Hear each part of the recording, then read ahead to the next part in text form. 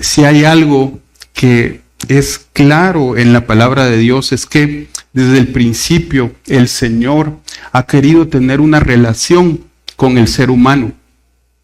Lo vemos desde el mismo libro de Génesis, cuando Él, al crear al hombre y a la mujer, Dios estaba con ellos en el jardín del Edén. Dios ya está mostrando desde ese momento, desde el inicio de la creación, que Él quiere tener una relación con el ser humano. De hecho, el libro de Génesis lo pone de una forma muy poética y dice que Dios se paseaba en el huerto al fresco del día, como dice Génesis 3:8. Sin embargo, nosotros sabemos que en el libro del Génesis se nos narra cómo esa situación de comunión entre Dios y el hombre es cortada por causa del pecado. La caída en pecado de Adán hace que Dios los expulse a Adán y Eva del jardín del Edén.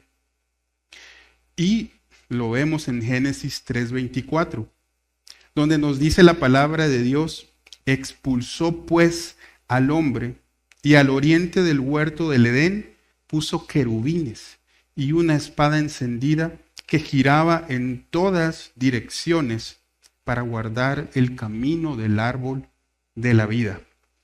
Pues yo no sé, hermanos, cómo habrá sido eso, pero se imaginan ustedes unos querubines, guardianes, protectores, con una espada encendida que giraba en todas direcciones. Yo les aseguro que ninguno de nosotros se hubiera podido colar, pasar por donde estaban esos protectores, esos querubines protectores. Por mucho que hubiéramos querido, ciertamente Adán y Eva no podían hacerlo. Dios expulsa al hombre del jardín del Edén. Se quiebra la comunión entre Dios y el hombre. Son desterrados del jardín. Y eso significaba que estaban ahora lejos de Dios y eventualmente iban a morir. No solamente físicamente, sino que también espiritualmente alejados de Dios. En esa situación, en Génesis 3:24, no se ha manifestado todavía la forma en que el hombre pueda volver a relacionarse con Dios. Esto como una consecuencia de la desobediencia del pecado. Ese querubín protector con una espada encendida nos está diciendo fuertemente: hay una separación ahora entre Dios y el hombre. No hay lugar a dudas, hay una separación causada por el pecado, pero que Dios ha colocado, por la cual el hombre no puede regresar a su presencia. Pero gracias a Dios, sabemos que Dios en su gracia continúa con su deseo de relacionarse con el ser humano. Y eso hace que Él escoja un pueblo, al pueblo de Israel. Y este pueblo es liberado de Egipto y llevado al desierto, donde Dios se manifiesta a ese pueblo y hace un pacto con ese pueblo.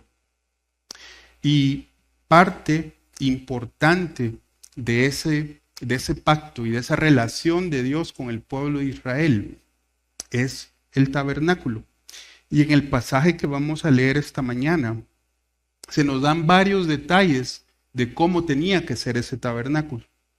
Pero lo importante, más allá de esos detalles, que algunos de ellos los vamos a ver esta mañana, lo importante es el entender el por qué Dios les mandó a construirlo. Y para hacer eso vamos a recordar brevemente lo que aprendíamos la semana pasada. Éxodo 25:8. Dios les dice: y que hagan un santuario para mí, para que yo habite entre ellos.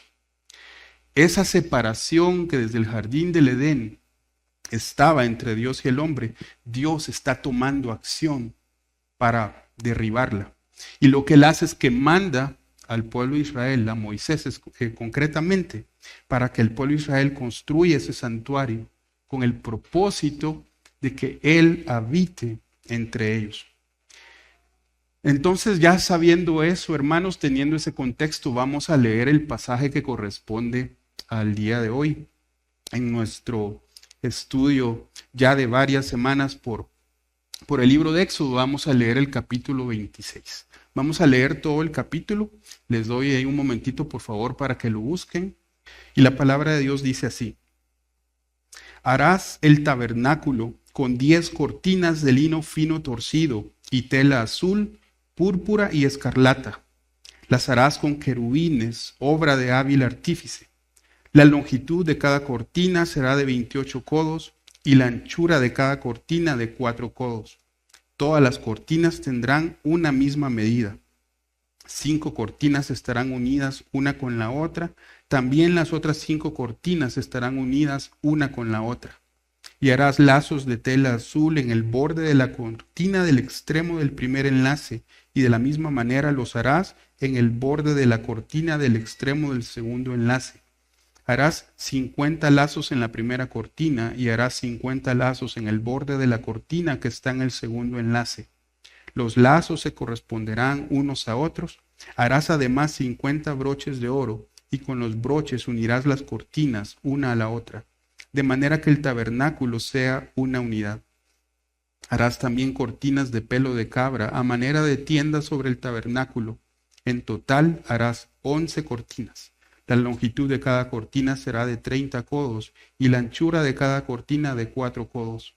Las 11 cortinas tendrán una misma medida. Unirás 5 cortinas entre sí y las otras 6 cortinas también entre sí, y doblarás la sexta cortina en el frente de la tienda. Harás 50 lazos en el borde de la cortina del extremo del primer enlace y 50 lazos en el borde de la cortina del extremo del segundo enlace. Harás además 50 broches de bronce y pondrás los broches en los lazos y unirás la tienda para que sea un todo. Y el exceso que sobra de las cortinas de la tienda, la media cortina que queda, caerá sobre la parte posterior del tabernáculo, y un codo en un lado y un codo en el otro lado de lo que sobra de la longitud de las cortinas de la tienda. Caerá en los costados del tabernáculo a un lado y a otro, para cubrirlo. Harás también para la tienda una cubierta de pieles de carnero teñidas de rojo, y otra cubierta de pieles de marsopa por encima. Harás luego para el tabernáculo tablas de madera de acacia, colocándolas verticalmente. La longitud de cada tabla será de 10 codos, y de 1,5 codos la anchura de cada tabla. Cada tabla tendrá 2 espigas para unirlas una con otra. Así harás con todas las tablas del tabernáculo. Harás pues las tablas para el tabernáculo, 20 tablas para el lado sur. También harás 40 basas de plata debajo de las 20 tablas, 2 basas debajo de una tabla para sus 2 espigas, y 2 basas debajo de la otra tabla para sus 2 espigas. Y para el segundo lado del tabernáculo, al lado norte, 20 tablas, y sus 40 basas de plata, 2 basas debajo de una tabla y 2 basas debajo de la otra tabla. Y para la parte posterior del tabernáculo, en la parte posterior, serán dobles por abajo y estarán completamente unidas por arriba hasta la primera argolla. Así será con las dos, formarán las 2 esquinas. Habrá 8 tablas con sus basas de plata, 16 basas, 2 basas debajo de una tabla y 2 basas debajo de la otra tabla. Harás también barras de madera de acacia, 5 para las tablas de un lado del tabernáculo y 5 barras para las tablas del otro lado del tabernáculo y 5 barras para las tablas del lado posterior del tabernáculo hacia el occidente. La barra del medio en el centro de las tablas pasará de un extremo al otro, y revestirás de oro las tablas y harás de oro sus argollas por donde pasarán las barras, y revestirás de oro las barras. Entonces levantarás el tabernáculo según el plan que te ha sido mostrado en el monte. Harás además un velo de tela azul, púrpura y escarlata y de lino fino torcido. Será hecho con querubines, obra de hábil artífice. Y lo colgarás sobre 4 columnas de acacia revestidas de oro. Sus ganchos serán también de oro sobre 4 basas de plata. Colgarás el velo de abajo de los broches y pondrás allí, detrás del velo, el arca del testimonio. Y el velo os servirá como división entre el lugar santo y el lugar santísimo. Y pondrás el propiciatorio sobre el arca del testimonio en el lugar santísimo. Y pondrás la mesa fuera del velo y el candelabro enfrente de la mesa en el lado del tabernáculo hacia el sur. Y pondrás la mesa en el lado norte. Harás también una cortina para la entrada de la tienda de tela, azul, púrpura y escarlata, y de lino fino torcido, obra de tejedor. Y harás 5 columnas de acacia para la cortina, y las revestirás de oro, y sus ganchos serán también de oro, y fundirás 5 basas de bronce para ellas. Entonces, ¿qué es lo que quiere Dios por medio de este mandato de construir el tabernáculo y de todos esos detalles y de todos esos materiales que Dios les explicó? Lo que Dios quiere y lo que yo espero poder exhortarlos esta mañana, hermanos, es acércate a Dios con confianza por medio de la fe en Cristo. Acércate a Dios con confianza por medio de la fe en Cristo. Y lo primero que les quisiera decir esta mañana, hermanos, es que eso que hemos leído y muchos otros capítulos que van a tratar sobre el tema del tabernáculo, lo que nos están mostrando son 2 atributos de Dios, posiblemente muchos más, pero 2 concretamente que en los que nos vamos a centrar esta mañana.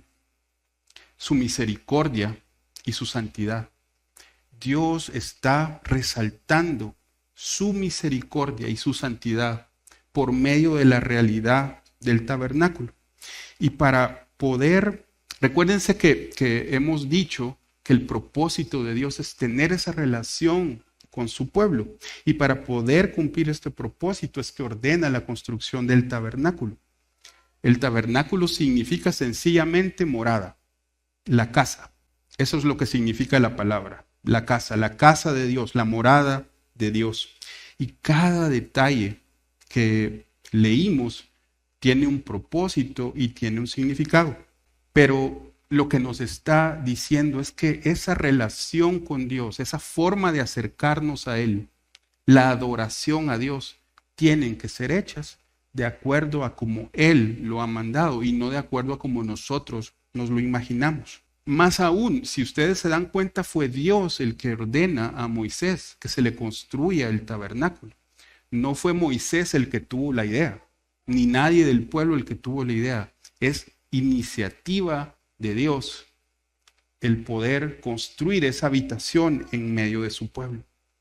Y repito, insisto, todo lo que vemos en el tabernáculo nos está hablando de su misericordia y de su santidad.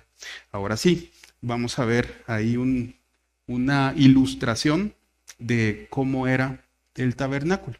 Entonces, todo eso que leímos, y eso que hay muchos otros detalles y muchos otros capítulos, pero así se miraba el tabernáculo de Moisés. Todas esas cortinas, las basas que no son más que donde se apoyan las columnas, los diferentes materiales, las cortinas, los colores. Creo que pues es una representación bastante buena de cómo era ese tabernáculo. Y pues un par de cosas que quisiera decir. En primer lugar, se dan cuenta, hermanos, que es Dios el que viene a hacer una habitación en medio del pueblo. Dios, la gloria del Señor se había aparecido a Moisés en el monte Sinaí, ¿se recuerdan? Pero no es el pueblo, ni siquiera Moisés, los que suben al monte a hacer una habitación permanente ahí. Es Dios el que desciende. Es Dios es el que baja y hace su habitación en medio del pueblo.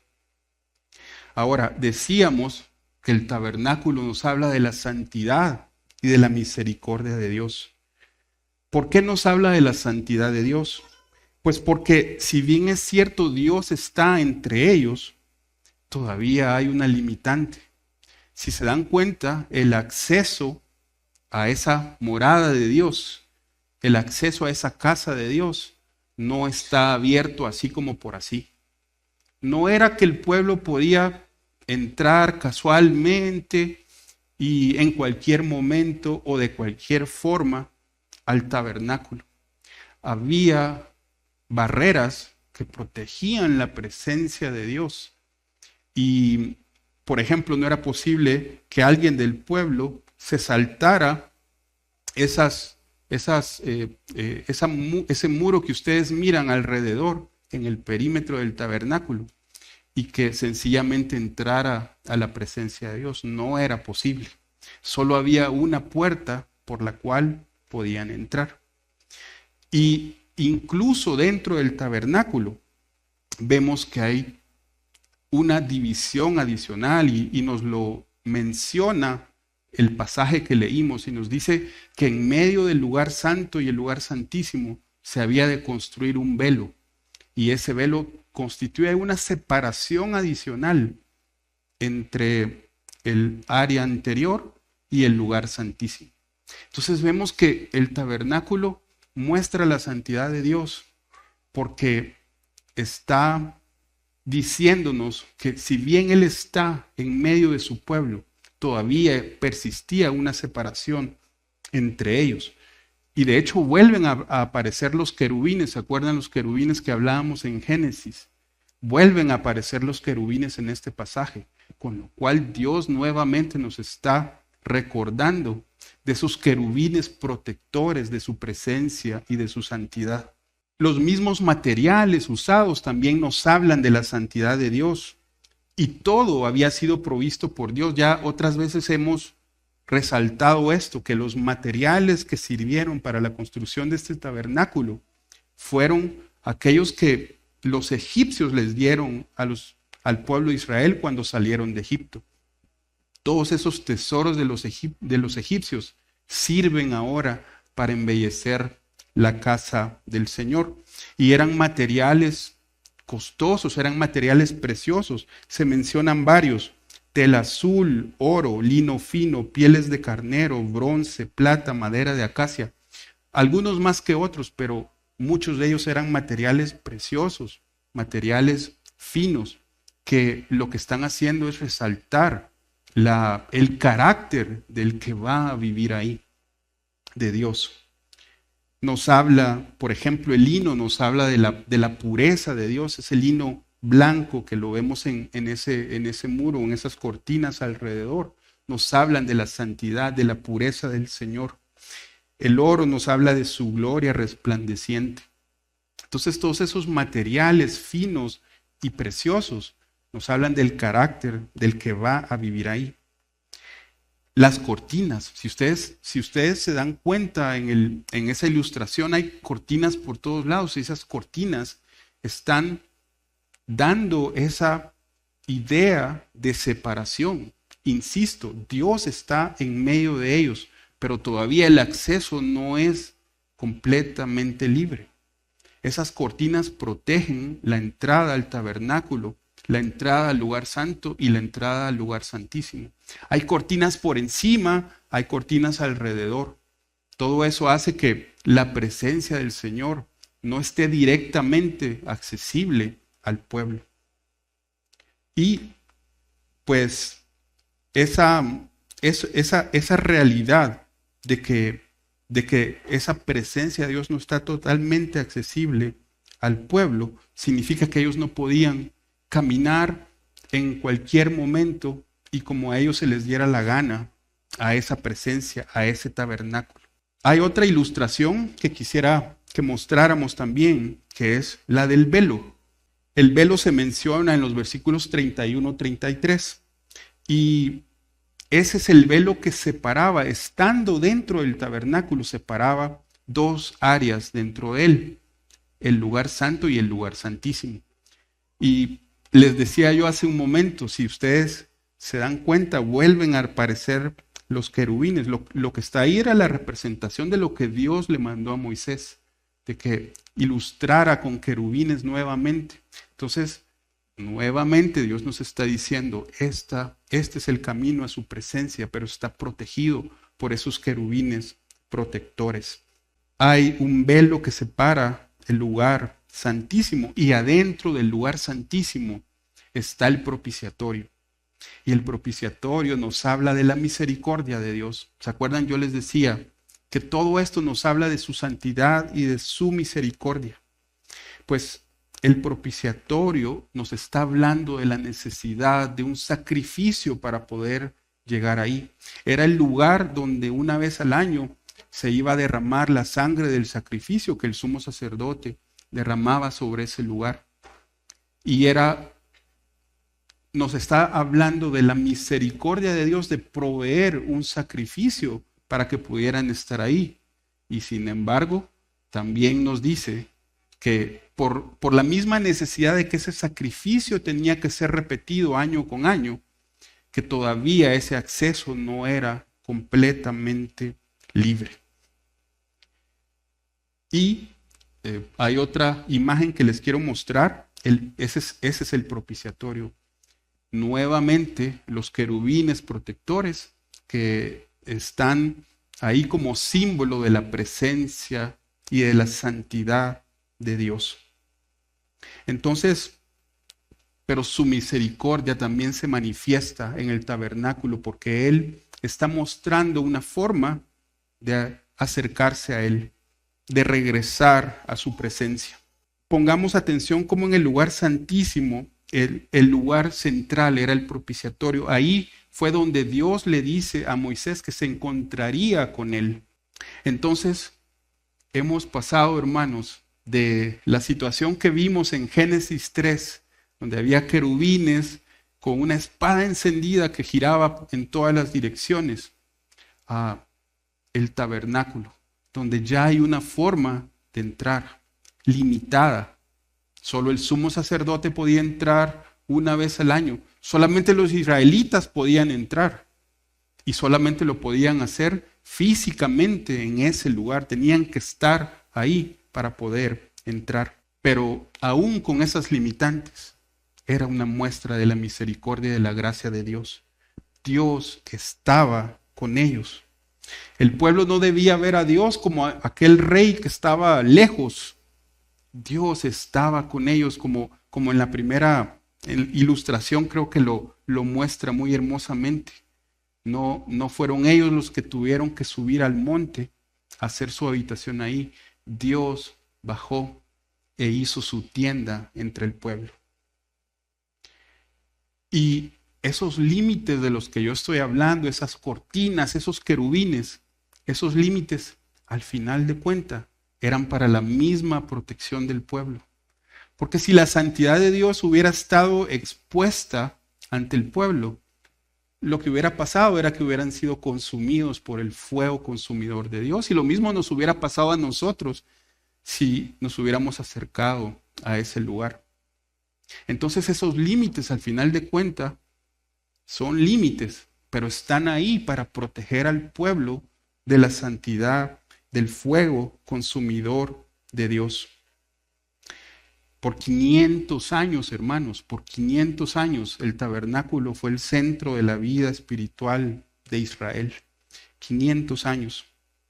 Pero llega un momento en que ese tabernáculo es destruido o se pierde, porque el pueblo de Israel pasa de vivir en el desierto, llegan a la tierra prometida y se establecen como una nación, Ya no van a estar vagando por el desierto, sino que llegan a una tierra y se establecen ahí.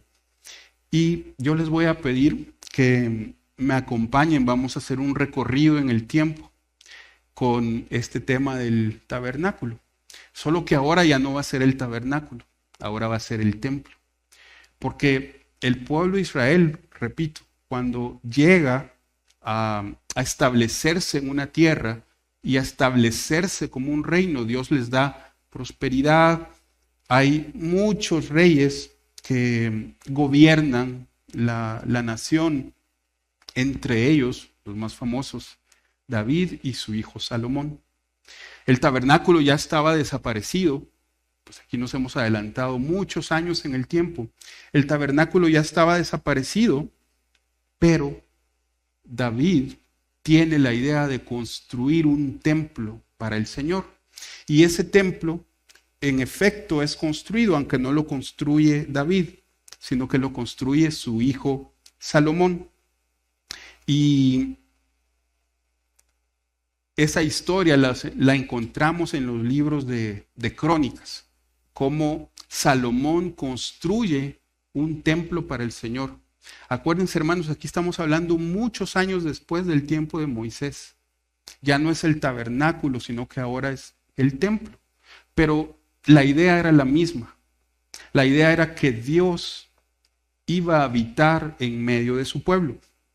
Y vamos a leer un pasaje de Segunda de Crónicas, capítulo 5, donde nos habla precisamente del momento en que, al haber ya concluido la construcción del templo, dedican ese templo a Dios y pasa algo muy especial y pasa algo muy tremendo. Segunda de Crónicas 5, 13, 14.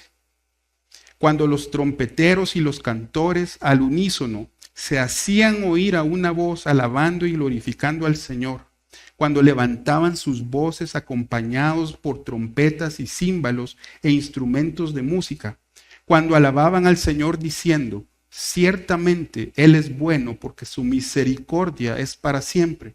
Entonces la casa del Señor, se llenó de una nube y los sacerdotes no pudieron quedarse a ministrar a causa de la nube, porque la gloria del Señor llenaba la casa de Dios. Dios en su fidelidad sigue estando en medio de su pueblo muchos años después, ahora en el templo, y lo demuestra. Se demuestra que ese templo no era un simple edificio, no era sencillamente la suma de sus materiales, porque la presencia de Dios llegó a ese lugar manifestada en esa nube de gloria cuando Salomón inaugura ese templo. Entonces, Dios sigue siendo fiel, sigue con su deseo de relacionarse con su pueblo y Él hace su habitación en medio de ellos, ya no con el tabernáculo, sino que ahora en el templo. Y esto me lleva a un segundo punto, la respuesta del pueblo a la presencia de Dios entre ellos es alabanza, reverencia y gratitud. Ya lo vimos cómo ellos en el momento de dedicar el templo, hay una explosión de alabanza al Señor y el Señor llena ese lugar con su gloria. Pero vamos a ir a los Salmos para ver esa respuesta del pueblo a la presencia de Dios y nos vamos a dar cuenta cómo los salmistas valoran el templo y la presencia del Señor entre ellos. Ellos atesoraban, sabían lo que significaba que Dios estuviera junto con ellos.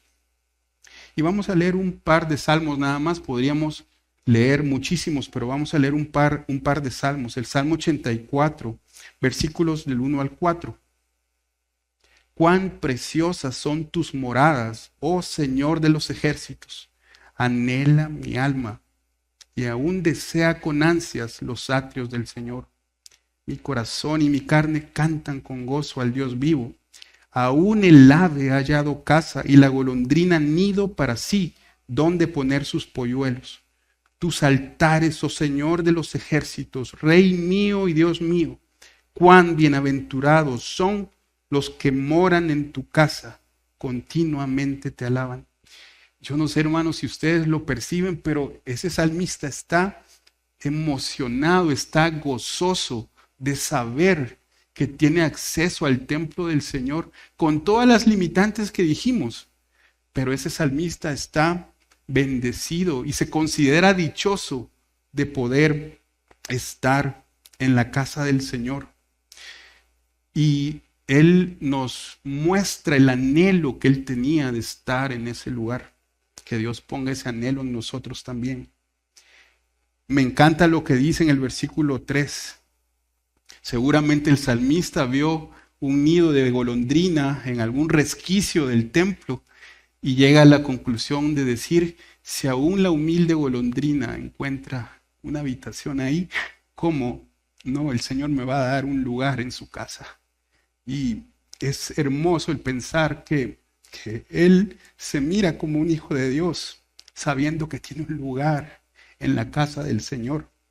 Y no es necesario que sea una persona de influencia, que tenga mucho dinero, que tenga renombre o contactos. Si aún la humilde golondrina tiene su casa ahí, Él sabe que también puede encontrar un lugar en la casa del Señor. Y se considera dichoso. Salmo 65, 4 es otro. cuán bienaventurado es el que tú escoges y acercas a ti, para que more en tus atrios. Seremos saciados con el bien de tu casa, tu santo templo. Este salmista, que no sé si será el mismo del Salmo 80, igualmente está gozoso, sabe la bendición que tiene de poder estar en su presencia. Cuán dichoso es el que tú escoges y acercas a ti. Y se goza en saber que va a ser saciado con el bien de la casa de Dios, con la provisión de su templo. Ese es el gozo que tienen los salmistas de poder estar en su presencia. Y yo, hermanos, lo que les quiero decir esta mañana es que si ellos se gozaban así por la presencia del templo y del tabernáculo entre ellos, sabiendo las limitantes que ese templo o ese tabernáculo tenía, cuánto más nosotros nos podemos gozar en el Señor, de poder estar en su presencia, ya sin esas limitantes que habían en el tabernáculo. Y esto me lleva a un tercer punto. A causa del pecado del pueblo, la gloria de Dios eventualmente abandonó el templo. La presencia del pecado sigue haciendo estragos y podemos leer en la historia del pueblo de Israel cómo la idolatría, el pecado constantemente están alejando al pueblo de Dios. Se narra muchos reyes, la mayoría de esos reyes hicieron lo malo delante del Señor, con pocas excepciones, pero la mayoría de esos reyes hacían lo malo delante del Señor. Dios les advierte por medio de profetas y les dice que vuelvan a Él, que lo adoren a Él, que dejen los ídolos, que confíen en Él y no en otras naciones o en los ídolos. El profeta Ezequiel incluso tiene una visión en la cual mira la gloria del Señor abandonando el templo. Y una y otra vez el Señor les envía a sus profetas para advertirle al pueblo que dejen su pecado, que dejen su pecado. Sin embargo, tristemente llega el momento en que Dios tiene que ejecutar un juicio sobre su pueblo. Y miremos lo que sucede en esta situación. En segunda de Crónicas 36, versículos 15 al 20 nos narra: y el Señor Dios de sus padres les envió palabra repetidas veces por sus mensajeros, porque Él tenía compasión de su pueblo y de su morada. Pero ellos continuamente se burlaban de los mensajeros de Dios, despreciaban sus palabras y se mofaban de sus profetas, hasta que subió el furor del Señor contra su pueblo y ya no hubo remedio. Entonces Él hizo subir contra ellos al rey de los caldeos, que mató a espada a sus jóvenes en la casa de su santuario, y no tuvo compasión del joven, ni de la virgen, del viejo, ni del débil.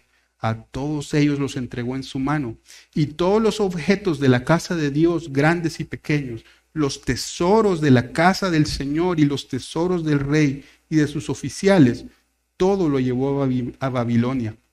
Y quemaron la casa de Dios, derribaron la muralla de Jerusalén, prendieron fuego a todos sus palacios y destruyeron todos sus objetos valiosos. Posiblemente la peor crisis en la historia del pueblo de Israel hasta ese momento. El templo y la misma ciudad de Jerusalén eventualmente son destruidos y el pueblo es desterrado a una nación lejana, a Babilonia. Como consecuencia del pecado, la presencia de Dios abandona el templo, y sin la presencia de Dios no es más que un edificio. Y siendo un simple edificio, pasa lo que leímos aquí. Después de todas las advertencias de Dios, después de la misericordia de Dios al enviarle a sus profetas, a sus mensajeros, y que el pueblo no atendió a ese llamado, el templo y todos los objetos y todos los tesoros que estaban en él son o destruidos o perdidos para Babilonia. Ya no es el punto aquí, ya no es ni siquiera que había un velo separando el lugar santo del lugar santísimo. Aquí es que ya el templo ni siquiera existía porque eventualmente fue destruido. ¿Qué pasará ahora? ¿Qué pasará ahora que ya ni el templo existe? ¿Será que la promesa de Dios y el deseo de Dios de estar con su pueblo llegaron a su final? ¿Qué pasará ahora que el pueblo de Dios está desterrado y el muro de la ciudad destruido y el templo mismo ha sido quemado y todos sus objetos perdidos? ¿Será que la palabra de Dios y sus promesas de estar con su pueblo han llegado a su fin?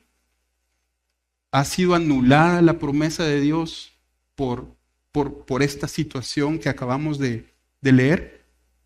La respuesta es que no. Dios sigue teniendo misericordia de su pueblo. Dios sigue teniendo misericordia de su pueblo y no ha olvidado su promesa. Y no ha olvidado su deseo de relacionarse con su pueblo. En cumplimiento de la palabra de Dios, el pueblo que estaba exiliado en Babilonia y estuvo exiliado por 70 años, regresan a la tierra de Israel y comienzan a reconstruir la ciudad y el templo. En los tiempos de Esdras y Nehemías comienza a suceder esto y comienzan a reconstruir el templo. Pero ¿saben qué pasó? El templo de Salomón era un templo impresionante, era un templo grandísimo, glorioso. Debe haber sido una cuestión impresionante verlo. Pero cuando Esdras y Nehemías y una parte del pueblo regresan al pueblo de Israel, comienzan a reconstruir un segundo templo. Pero ese segundo templo no era como el primero. Era mucho más pequeño, era mucho más sencillo. Y no solo eso, sino que además estaban rodeados por enemigos. Estaban rodeados por enemigos y corría peligro, no solo ellos, sino que se pudiera verdaderamente reconstruir el templo. Y en ese contexto, Dios manda a su profeta Ageo a darles esperanza y a darles fortaleza. Y vamos a leer esta promesa o esta profecía que Dios les dio por medio de Ageo capítulo 2. Ageo 2, 5, 9. Acuérdense del contexto. Ellos están reconstruyendo un templo mucho más sencillo que el primero. Están rodeados de enemigos, están temerosos porque no saben si van a poder verdaderamente concluir esa tarea. Y Ageo les dice lo siguiente: conforme a la promesa que os hice cuando salisteis de Egipto, mi espíritu permanece en medio de vosotros, no temáis. Porque así dice el Señor de los ejércitos: una vez más, dentro de poco, yo haré temblar los cielos y la tierra, el mar y la tierra firme, y haré temblar a todas las naciones. Vendrán entonces los tesoros de todas las naciones, y yo llenaré de gloria esta casa, dice el Señor de los ejércitos. Mía es la plata y mío es el oro, declara el Señor de los ejércitos. La gloria postrera de esta casa será mayor que la primera, dice el Señor de los ejércitos, y en este lugar daré paz. ¿Se imaginen ustedes lo que significó esa promesa para ellos? Les está diciendo que la gloria de ese segundo templo va a llegar a ser mayor. Sin embargo, cuando terminaron de construir ese segundo templo, era más sencillo que el primero. Por lo tanto, Ageo no estaba hablando solamente de la parte material del templo, él les estaba hablando de que iba a venir un templo mayor, un templo más glorioso. Y eso nos lleva al cuarto punto esta mañana, hermanos. Jesús es mayor que el templo. Él mismo lo dijo en el Evangelio de Mateo, Mateo 12, 6. Refiriéndose a él mismo, dijo: pues os digo que algo mayor que el templo está aquí. Él dijo eso con respecto a sí mismo. El Hijo de Dios va a traer un templo más glorioso que el templo de Salomón. Y el Hijo de Dios muere en la cruz y por su muerte en la cruz perfecciona aquello que tanto el tabernáculo como el templo solamente cumplían de forma parcial. Dios ahora, por medio de la muerte de su Hijo, sí manifiesta el camino completo a su presencia. Y no solo eso, sino que ahora ese camino está abierto para la gente de todas las naciones. Cuando antes el tabernáculo solamente era accesible a los que formaban parte del pueblo de Israel, ahora ese templo que Jesús ha inaugurado está abierto para la gente de todas las naciones. Esa es la buena noticia que nosotros anunciamos, hermanos. Todo aquel que ponga su fe en el Hijo de Dios podrá entrar a su presencia, podrá entrar al verdadero templo, no hecho por manos, sino hecho por Dios mismo. En Él tenemos un camino abierto. Si tú estás aquí esta mañana y escuchas estas palabras y tú todavía no eres un creyente, Dios te está mostrando cuál es el camino, cuál es la puerta para llegar a su presencia. Y eso se nos hace claramente manifiesto siempre en el Evangelio de Mateo. Mateo 27, 50, 51. ¿Se acuerdan del velo que leímos en Éxodo 26? Pues aquí vuelve a aparecer ese velo. Y lo que nos dice el Evangelio de Mateo es: entonces Jesús, clamando otra vez a gran voz, exhaló el espíritu. Y he aquí, el velo del templo se rasgó en dos, de arriba a abajo, y la tierra tembló y las rocas se partieron. Qué impresionante. En el mismo momento en que Jesús muere, ese velo que por siglos había permanecido como una separación entre Dios y el hombre es rasgado. Y todavía Mateo nos da ese pequeño detalle de que se rasgó de arriba a abajo, lo cual indica que fue Dios el que lo rompió. No fue el ser humano, sino que Dios mismo. Aquello que el tabernáculo anticipó, ahora se vuelve una realidad. Dios está diciendo que Él acepta el sacrificio de Cristo como el único sacrificio perfecto que nos abre el camino para llegar a Dios. Y esa barrera de separación fue derribada de una vez y para siempre. Ya no hay velo, ni cortinas, ni querubines que protejan el acceso a su presencia, hermanos. Todos aquellos que nos acercamos a Dios por medio de la fe en su Hijo, ahora somos recibidos en su presencia. Ya no somos rechazados. Podemos entrar a su presencia tranquilamente, sabiendo que el camino ha sido abierto por Él. El apóstol Pablo reflexiona sobre lo maravilloso de la obra de Jesús. Y en el libro de Efesios capítulo 3 está hablando precisamente del cumplimiento de los propósitos de Dios. Y miren lo que nos dice, Efesios 3, 10, 12. A fin de que la infinita sabiduría de Dios sea ahora dada a conocer por medio de la iglesia a los principados y potestades en las regiones celestiales, conforme al propósito eterno que llevó a cabo en Cristo Jesús nuestro Señor, en quien tenemos, y quisiera pedirle, hermanos, que lo lean conmigo, en quien tenemos libertad y acceso a Dios con confianza por medio de la fe en Él. En quien tenemos libertad y acceso a Dios con confianza. A veces hemos reflexionado y con justa razón de cómo aquellos sacerdotes que servían en el tabernáculo, en el templo, en el Antiguo Testamento, lo hacían con temor. Sí, ¿se acuerdan que hemos reflexionado algunas veces en eso? Y tenían razón de tener temor, porque pues si entraban de una forma indigna a su presencia, lo más seguro es que iban a morir. Pero aquí nos está diciendo Pablo que en Jesús tenemos libertad y acceso con confianza. Anteriormente no cualquiera podía acercarse al templo o al tabernáculo.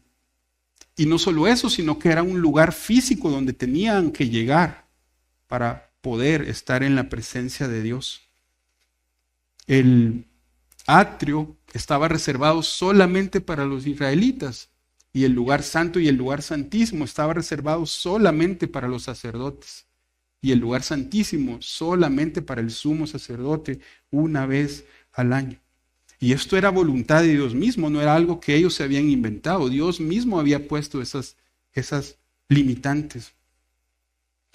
Pero las palabras de Pablo nos están hablando de un cambio revolucionario, nos están diciendo y nos están apuntando hacia la perfección del sacrificio de Cristo. Todas esas barreras que estuvieron por muchos años ahora quedaban derribadas y el acceso a su presencia quedaba abierto para todo aquel que tenga fe en Él, como lo dice Efesios.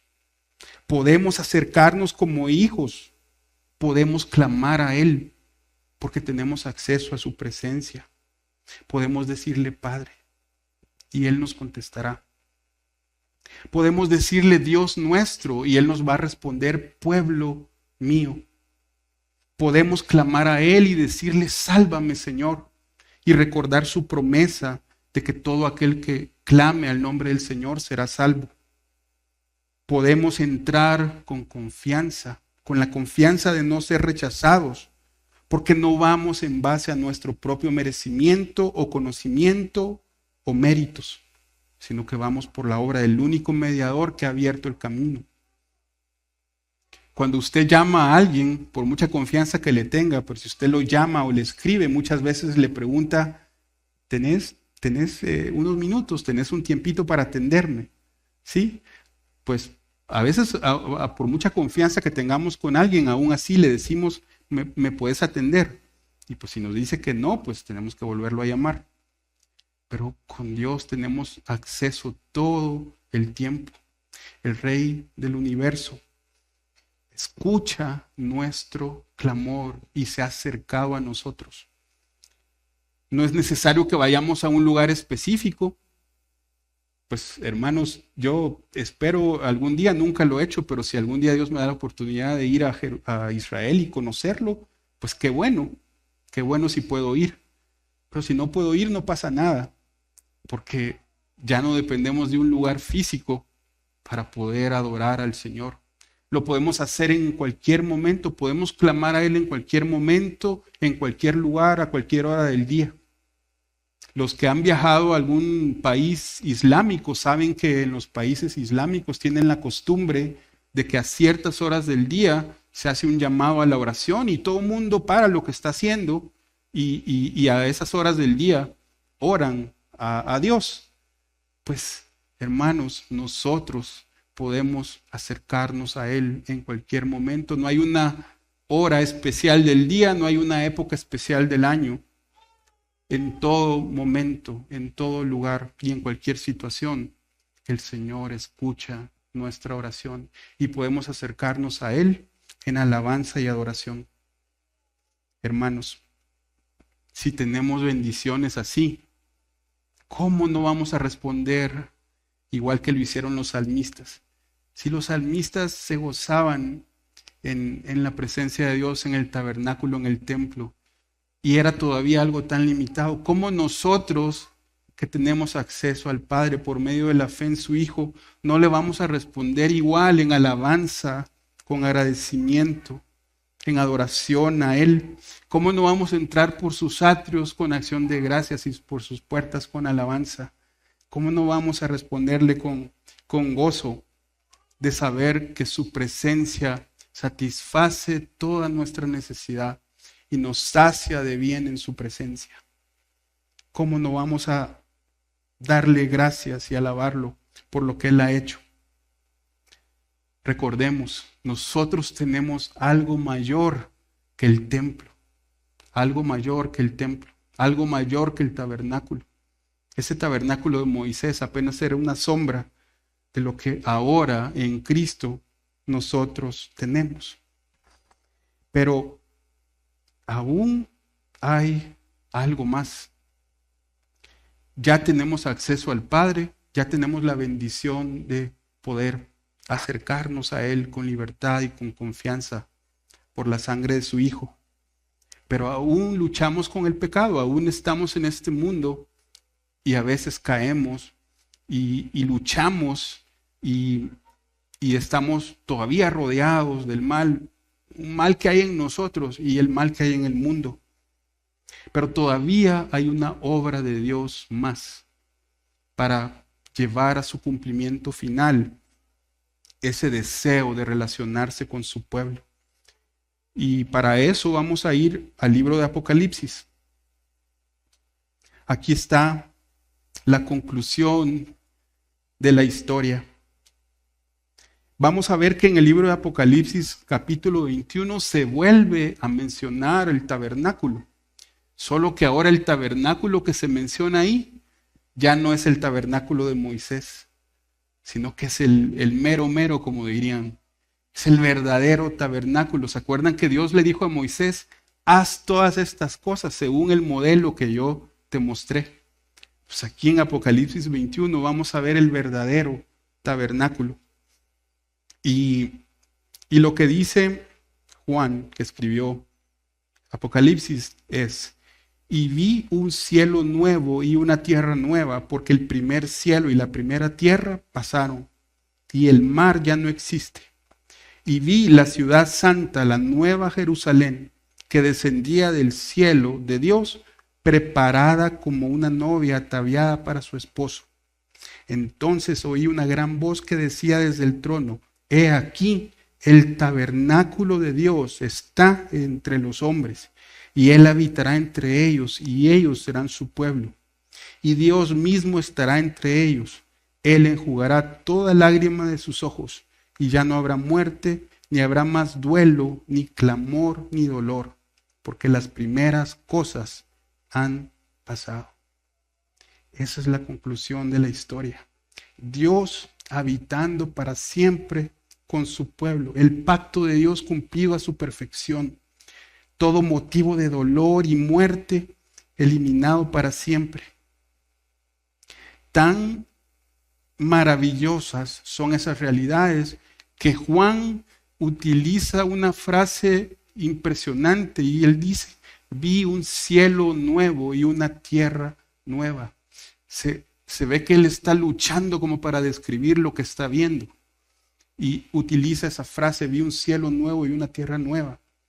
Y el tabernáculo de Dios descendiendo.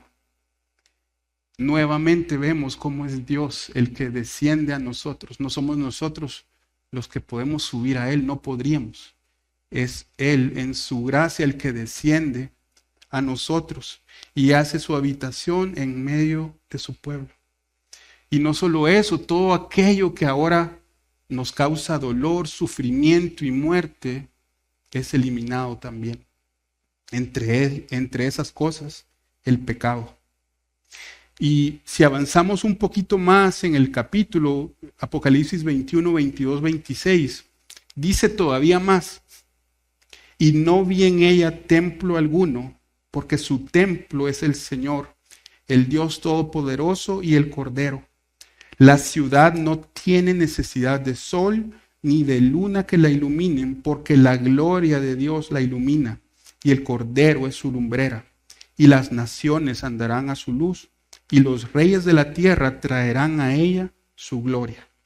Sus puertas nunca se cerrarán de día, pues allí no habrá noche, y traerán a ella la gloria y el honor de las naciones. Este pasaje lo leímos la semana pasada, pero lo volví a traer porque la semana pasada el pastor nos explicaba más que todo por el tema de la luz y cómo esa ciudad no necesita ni de sol ni de luna. Pero hoy la menciono porque al principio dice que no vi en ella templo alguno. Ya no es necesario un templo porque Dios mismo está ahí. La presencia y la gloria de Dios llenan esa ciudad en su plenitud. Y así como los tesoros de los egipcios sirvieron para embellecer el tabernáculo, nos dice la palabra que los tesoros de las naciones serán traídos a esa ciudad para embellecer la ciudad de Dios. El pueblo de Dios gozará de una presencia y un acceso a Dios como lo dice más adelante, ahí mismo en el Apocalipsis, sus siervos verán su rostro. Ya no hay velos, ya no hay cortinas, solamente la presencia de Dios que llena toda la ciudad y la presencia del Cordero de Dios también. El pecado ha sido derrotado para siempre y el pueblo de Dios tendrá un gozo eterno. Hermanos, esas bendiciones que ya las podemos gozar con un pequeño anticipo son la esperanza de la iglesia.